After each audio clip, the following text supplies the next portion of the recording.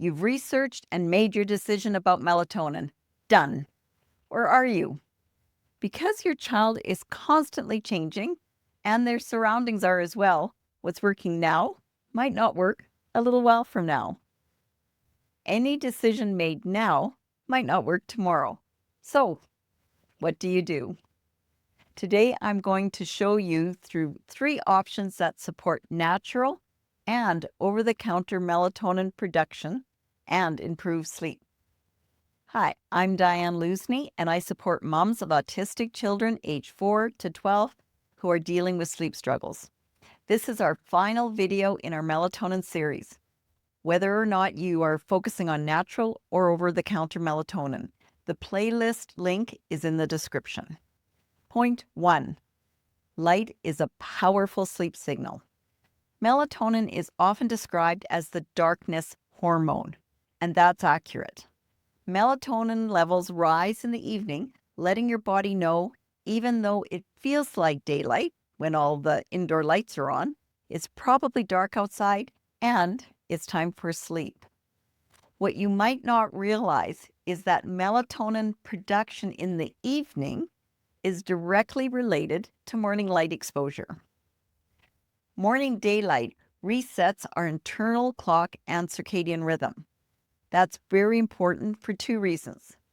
First, as mentioned, it uses the morning to reset to predict that in 12 to 16 hours it will be dark outside and time for sleep, and with that the accompanying rise in melatonin. Second, most of us don't have a 24-hour internal clock, but a variation out of that. Perhaps 23 and a half hours or 3/4 of an hour, or maybe 24 and a quarter hour or 24 and a half hour. By consistently resetting our circadian rhythm every morning, our body systems become synced. Like an orchestra conductor who is able to get dozens of musicians to play the same piece of music all together. If our circadian rhythm is out of whack, it needs consistency to reset it daily. What you can do. Within the first hour of your child waking up, ideally, get them outside for a short 10-minute walk. If that isn't doable, either because it's still dark outside or, realistically, that just isn't going to happen, then have them sit near a bright window or bright lights shortly after they get up. Stick to the same time every single day so your child's circadian rhythm can reset. Inside Family Sleep Success, I walk through exactly how to build light exposure into your child's existing routine without adding a lot more on your plate, including what to do in the winter, on school days, and when your child resists going outside. Point 2. Tracking or guessing. Can you relate to these statements? It was working for a while and then it just stopped. Or, some nights are fine and some nights are terrible and I have no idea why. Without tracking, sleep feels random.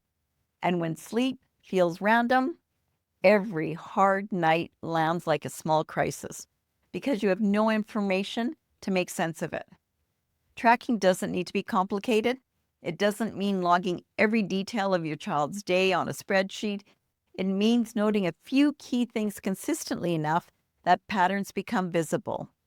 You can always fine-tune your tracking later. Over a couple of weeks, that information tells you things you simply cannot see night by night by night. You might notice your child sleeps significantly better on days with more outdoor time, or that nights after therapy appointments are consistently harder unless you are really consistent with bedtime routine. Or that sleep falls apart every time bedtime creeps past a certain hour. Or that the hassles of Monday morning aren't worth letting them sleep in on Saturday and Sunday. If you have that information, you can make an educated guess on how to tweak your system. Guessing is not only a shot in the dark, ongoing changes could make things worse for no good reason. What you can do. Start a simple log, even just notes in a half-used up scribbler or on your phone. Things like what time your child woke up, How did the morning go? Whether they napped and for how long? Roughly how much physical activity they had? What did the evening look like? What time they fell asleep? Whether there was any night wakings? To make it super easy, have a 3-point system. Less than average, average, more than average, or a 1 to 10 rating. Whatever is easiest for you. Keep it simple. Create a system that takes seconds to do. Inside Family Sleep Success, I give you tracking templates for whatever area is your focus. It captures the right variables without overwhelming you, and it includes a simple review process so the data actually turns into decisions. Point 3. Best intentions don't count. I'm speaking from my experience and from my heart. Almost all of us start out strong. We know what we want to do, and we are determined to do it. We start, and then life happens. A school break, a sick week, a stressful month. And gradually, without anyone noticing, the routine softens. Bedtime drifts, the morning light went out the window, and tracking stopped. This isn't specifically you or only me.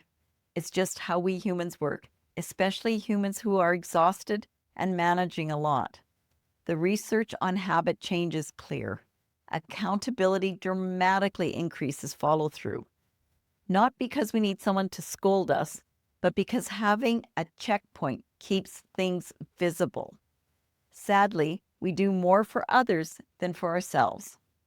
Also, it's easy to lose track of how much time has passed or how far things have drifted when you're inside of it. Sleep is particularly vulnerable to this because the changes are gradual. 1 late bedtime isn't a problem.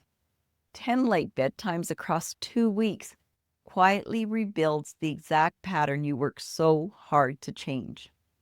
Having someone or a structured system or a program that prompts you to check in means you catch the drift early when a small adjustment fixes it, rather than 3 months later when you're starting from scratch. What you can do: pick a person, your partner, a friend, a family member, and ask them to check in with you daily or weekly or occasionally. Having to share with someone else increases the likelihood of following through. And if you want more of that, if you want structured support, a clear framework, and someone who understands it isn't easy, but will still remind you that it's worth the effort, that's exactly what Family Sleep Success is built to provide. It's not a course you do once and forget it. It includes the kind of ongoing structure that keeps sleep on your radar and makes it easy to reassess as your child changes. So wherever you've landed with melatonin, using it, pausing it, still deciding, a definite no, the 3 things we just discussed will make a difference in your child's sleep. The best way to set yourself up for success is to not continue to do this alone.